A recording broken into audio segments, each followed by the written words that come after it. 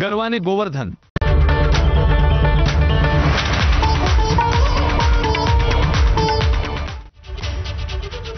Break नंतर पुन्हा एकदा स्वागत। राज्यातल्या जनतेला पुढचे 15 दिवस मोफत वाळू मिळणार आहे।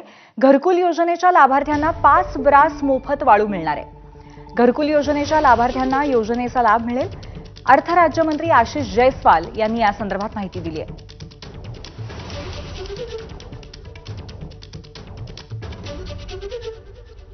संपूर्ण महाराष्ट्रात घरकुलच्या लाभार्थ्यांना मोफत, व्यक्तिगत घरवाल्याला 660 रुपये घेऊन, तसं शासकीय कामासाठी देखील 660 रुपये घेऊन वाढू उपलब्ध करून द्यावी अशा पद्धतीचे निर्देश दिलेले आहे। या संदर्भामध्ये आम्ही नियमितपणे आढावा घेत आहोत।